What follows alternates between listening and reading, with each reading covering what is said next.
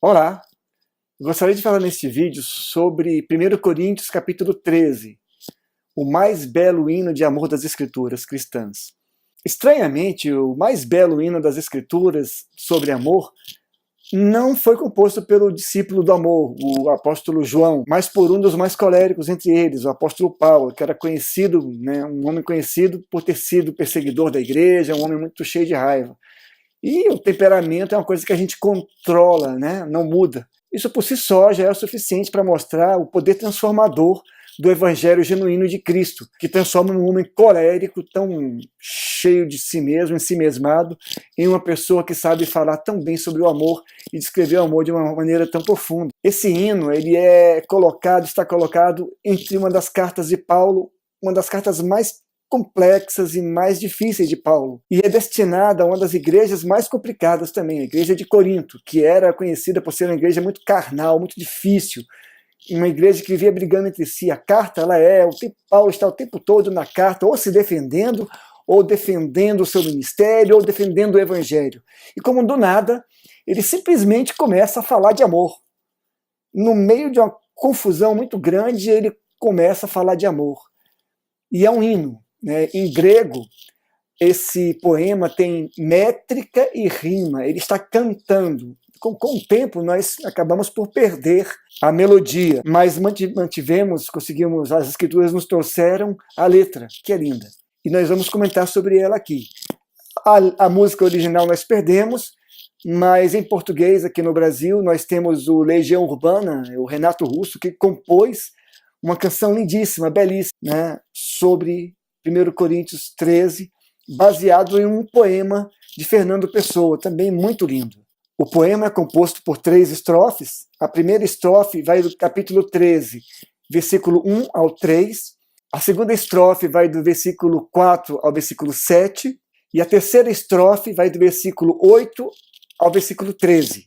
Algumas curiosidades sobre essa passagem. Até hoje não foi encontrado nada parecido nas escrituras hebraicas, nem mesmo nas escrituras cristãs. Os estudiosos se perguntam de onde Paulo tirou a influência ou tirou a ideia de escrever esse poema. Ainda não se sabe, não se sabe de onde ele tirou. Acredito que ele tenha vindo diretamente de Deus, quer dizer, ele escreveu por inspiração verdadeira e real de Deus. A palavra grega usada aqui para amor é a palavra ágape, que não era comum ser usada, era uma expressão muito rara, e que os escritores do Novo Testamento popularizaram. Essa expressão, amor, ágape, ele é repetido 132 vezes nas escrituras. Grego é uma língua riquíssima e tem 4 palavras diferentes para o amor.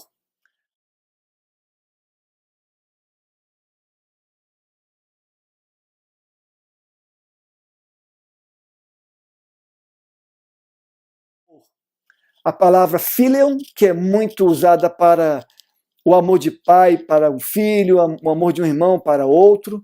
A palavra storge, que é usada para amor a uma nação, amor a um time de futebol, amor a uma agremiação política, é o amor storge. O amor eros, que é muito conhecido e popularizado, que é o amor sexual, o amor entre marido e mulher, é o amor que envolve sexo. E o amor ágape, que é o amor sublime, o amor elevado, o mais alto amor, mais forma de expressão do amor. Essa expressão era muito pouco usada. Paulo vem falando dos dons e de repente começa a falar de amor. Paulo não está comparando o amor aos outros dons. O amor não é um dom.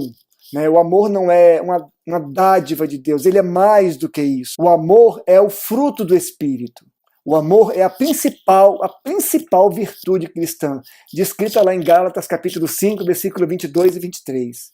A essência desse amor, a essência do amor ágape, é a doação sacrificial de si mesmo, muitas vezes em favor de alguém que nem mesmo merece. É o amor descrito em João capítulo 3, versículo 16, quando diz que de uma tal maneira Deus amou o mundo, que deu seu filho, de uma maneira tal. O escritor procura dizer de que forma e não encontra uma forma, diz de uma tal maneira, uma maneira indizível.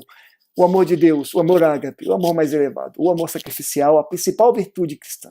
Paulo nos explica que o amor é o contexto no qual os dons espirituais devem existir. O amor é uma dimensão onde nascem aquelas pessoas que renascem em Cristo, né? Aquelas pessoas que renascem em Cristo, elas nascem na dimensão do amor de Deus. E os dons espirituais devem ser exercidos dentro desse contexto para a comunidade. É uma doação. Então, todos os outros dons existem dentro do amor de Deus. Curiosamente, é interessante, não se fala de Deus, não se fala do Espírito Santo e não se fala de Cristo no mais belo hino de amor das Escrituras. Paulo fala na primeira pessoa, ele fala de uma maneira dramática, ele fala de si mesmo. Então vamos fazer aqui uma análise versículo por versículo e pelas principais palavras. O versículo 1 traz logo uma expressão muito interessante, que é a expressão língua dos anjos e dos homens, ou língua dos homens e dos anjos. Essa é uma linguagem poética para toda forma de comunicação humana. A Bíblia de Jerusalém, ela nos fala assim, toda forma de eloquência humana. Quando Paulo fala a língua dos homens, ele pode estar se referindo a uma comunicação humana, temporal, espaço-temporal. E quando ele fala dos anjos, ele pode estar se referindo a uma comunicação espiritual, que não é meramente física, mas é espiritual também. Da onde foi que Paulo tirou a expressão língua dos anjos? Essa expressão não existe no Antigo Testamento, né? Da onde ele tirou? Para quem desejar aprofundar-se no assunto, eu vou colocar aqui, né? Eu vou colocar aqui embaixo uma referência que eu tenho um estudo especificamente sobre isso, mais aprofundado. Aqui agora eu vou dar só um briefing, apenas uma passada rápida sobre esse assunto. Paulo pode estar se referindo aqui a uma literatura extra-bíblica chamada O Testemunho do Patriarca Jó. É importante dizer que nem tudo que é extra-bíblico é antibíblico, mas tudo que é antibíblico é extra-bíblico. Não é porque não está na Bíblia que significa que é contra a Bíblia. E esse livro, O Testemunho do Patriarca Jó, era muito conhecido pelos antigos. Hoje ele não está nas nossas escrituras, mas é considerado um livro muito importante dentro do contexto da espiritualidade judaica. Nesse livro, pseudoepígrafo, as três filhas de Jó, recebem fitas multicoloridas e imediatamente passam a falar em outras línguas, em línguas dos anjos. Um resumo rápido desse livro. Jó trabalhava em um templo pagão e desconfiava que aquele templo ali, dentro daquele templo, aquelas imagens não eram deuses, não eram realmente deuses. Então um anjo aparece para Jó e fala, olha Jó, Deus, o poderoso, Deus o Altíssimo, está vendo o seu coração. E de fato, nenhum desses deuses, nenhuma dessas estátuas é verdadeiramente Deus. Nenhuma delas, todas elas são falsas. E eu sei que você deseja quebrá-las, mas pense bem antes de fazer isso. Porque se você fizer isso, Satanás virá para cima de você com fúria. Jó era muito jovem, reúne mais 50 jovens, e então destroem os deuses e destroem os templos. Tragédias e mais tragédias sucedem esse evento. No final do livro, ele reúne seus 6 filhos e suas 3 filhas, e dá a cada um presentes. Às filhas, ele dá 3, a cada uma delas ele dá 3 fitas coloridas, que quando amarradas ao pulso ou à cintura, possibilitava que essas filhas falassem imediatamente 3 línguas que não eram humanas. A língua dos anjos, a língua dos arcontes e a língua dos querubins. Eu tenho esse livro em formato eletrônico, eu não conheço ele em português, eu tenho em formato eletrônico e eu pedi a pessoas que conhecem a língua original na qual ele foi escrito, que não é hebraico, é uma língua derivada do sânscrito, que traduzisse para mim. Eles traduziram e eu agradeço muito, e eu vou colocar os créditos no final desse vídeo, o meu agradecimento particular. E aqui eu vou ler apenas alguns versículos para vocês perceberem a beleza e a riqueza desse texto que fala da língua dos anjos. Versículo 27. Em seguida fez a outra filha com o nome de corno de Amalteia, que é a Keren Raptur. Ela e sua boca falaram na linguagem daquele do alto. Para o coração dela era transformado, sendo elevado acima das coisas mundanas. Versículo 28. Ela falou no dialeto dos querubins, cantando os louvores da régua dos poderes cósmicos, das virtudes, e exaltando sua glória. Ela banhou-se nas correntes das águas vivas e cingiu os cabelos com perfume dos mundos não criados e das coisas não sabidas e dos instrumentos não tocados e dos outros dias, eras e eternidades que não estão aqui, mas estão além. 29. E aquele que deseja seguir os vestígios da glória do Pai vai encontrá-los escritos nas orações do corno de Amalteia. Deveria ir com brios, aí falta uma linha aqui, sem flechas e com coração. Deverá ter olhos para ver o que não se vê, ouvidos para ouvir o que não se ouve, não levar lábios, línguas ou bocas. Deve ter mente limpa e pecados e corações lavados por virtudes, inimigas de Sanjala. Sanjala é um demônio conhecido. Seus feitos estão registrados no corno do jogo das sombras e luzes e nas crônicas de seu pai. Então é interessantíssimo, interessantíssimo. É um texto riquíssimo de simbolismo, de simbologia. E Paulo conhecia esse texto. Pode ser que ele tenha tirado Língua dos Anjos desse texto extra bíblico, mas riquíssimo e muito sábio. A gente ainda vai comentar mais sobre isso em outro vídeo. A palavra bronze, que pode significar gongo ou metal, prato ou sino. Esses instrumentos eram usados nos cultos pagãos para atrair a atenção dos deuses e afugentar os espíritos maus. Eles eram fabricados ali mesmo, na cidade de Corinto, né, e tocados nos templos da deusa Cibele, que era a deusa da fertilidade e deusa mãe, e de Dionísio, que é o deus dos ciclos vitais, festas e vinho, associado a Baco na cultura romana. Esses instrumentos, eles faziam muito barulho, mas não produziam nenhuma melodia. E Paulo diz exatamente isso, é apenas isso. Quem toca isso, quem não tem amor, nada mais é do que barulho, não tem melodia nenhuma. Só faz barulho, sinceramente, só enche o saco. Parece aquelas buzinas da época de Copa. O tempo todo, chato aquilo. Só barulho, não tem nada mais do que isso. Quem não tem amor é só barulho. Versículo 2 nos diz que toda fé e ciência sem amor não é nada. Se há civilizações extraterrestres, e eu acredito até que há, esses seres extraterrestres serão evoluídos também espiritualmente. Eles serão evoluídos no amor de Deus. No livro Presságio e outros livros, sempre os seres que são por aí ou são muito maus ou são muito frios. Isso não é possível. Uma cultura que chega a um desenvolvimento tecnológico altíssimo, ela tem que ter resolvido os seus problemas e tem que ser uma cultura cheia de amor do Pai. Tem que ser uma raça cheia de amor do Pai. Versículo 3, Paulo fala assim: ainda que eu distribuísse todos os meus bens aos famintos, ainda que entregasse o meu corpo às chamas, se não tivesse o amor, nada disso me adiantaria coisa alguma. Essa aqui é uma versão católica, é a Bíblia Pastoral, é muito boa essa Bíblia. E quando ele fala isso, para ser queimado, ele pode estar se referindo aos jovens da Babilônia, que foram lançados ao fogo. E ele faz talvez uma referência dizendo assim: cara, é apenas isso, se eu não tiver amor eu só vou morrer, não vai significar coisa nenhuma, não vai ser proveitoso para coisa nenhuma.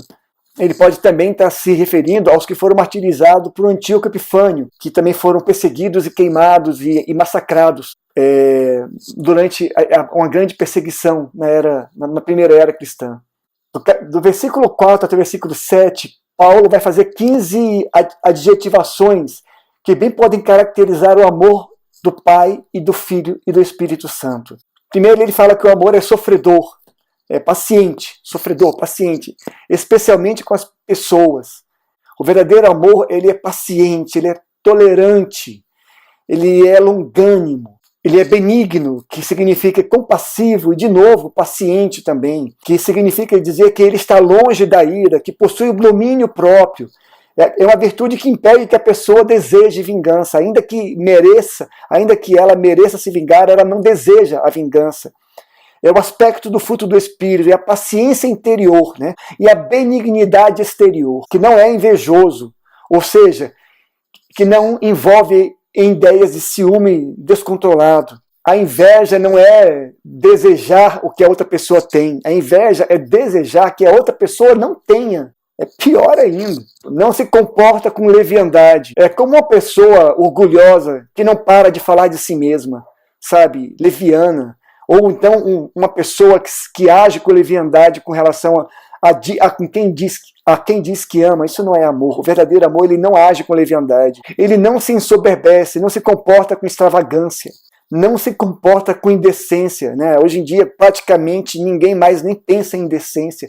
Vivemos em tempos tão decaídos espiritualmente que toda forma de indecência agora está sendo valorizada. O verdadeiro amor, a Bíblia nos diz, não se comporta com leviandade, não se comporta com indecência, não se comporta com exagero. Poupa o ser amado, não busca o seu próprio interesse, suas próprias coisas, não é egoísta. Nós aprendemos e somos filhos egoístas, aprendemos a ter tudo primeiro, a tudo para nós. O marido que ama a sua esposa primeiro a serve, primeiro serve seu filho e depois serve-se a si, se sobrar. Ele coloca o interesse da sua comunidade, o pastor que ama a sua comunidade, coloca o interesse da sua comunidade em primeiro lugar. Ele existe para servir a sua comunidade e não para servir-se dela. Não se exaspera ou não se irrita além da conta. Em algumas versões foi acrescentada a expressão não se irrita facilmente, que não consta no texto original, mas pode ser bem entendida. A ira é algo humano, nós nos irarmos é algo humano. A ideia é que a irritabilidade não nos controle, não fique fora de compasso. A pessoa se irrita e conta até quanto for necessário para se acalmar. Não guarda rancor, ou seja, não deseja dar o troco. Ela não guarda uma listinha de itens pessoais para depois pagar na mesma moeda ou devolver em moeda pior, de modo mais agravado. Há um ditado hebreu que diz que a vingança boa é aquela que é servida fria, não é conivente com a injustiça, ou seja, não é de acordo com a impiedade, mesmo que isso traga à pessoa algum benefício, sabe? Injustiça, nós vivemos num país que é injusto em vários aspectos, e nós acabamos achando a injustiça algo natural, quando não é. Nós cristãos, aqueles que nasceram no reino de Deus, aqueles que renasceram na dimensão do amor de Deus, devem sempre lutar contra a injustiça, seja ela contra quem for, até mesmo a injustiça que se pratica contra os nossos adversários. Alegra-se com a verdade. Uma melhor tradução será: o amor une as pessoas na alegria pela busca da verdade. Em último caso, a verdade é o próprio Cristo. Ele é o caminho, a verdade e a vida. Tudo suporta. A melhor tradução seria: o amor suporta em silêncio o que é desejável em outras pessoas. Outra possibilidade é cobrir, tolerar, sofrer, suportar, ocultar. A gente protege aquela pessoa que ama quando ela está errada e não denuncia ela publicamente. Antes a cobre, se isso for para o benefício dela.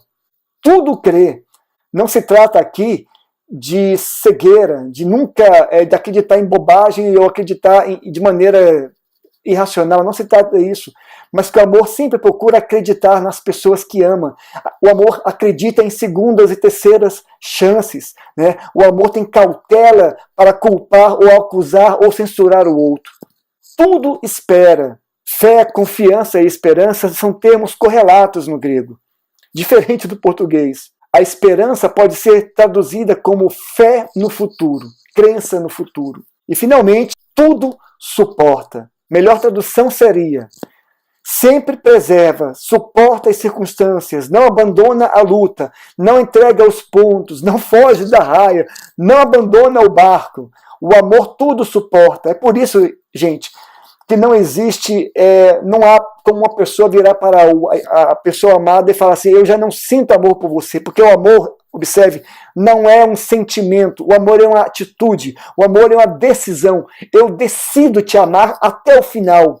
Haverá momentos que eu não vou gostar de você, mas não vou deixar de amar você. É isso que a gente deve dizer para o marido, para a esposa. Para os filhos, a gente faz isso. A gente ama os filhos a despeito de qualquer coisa que eles façam.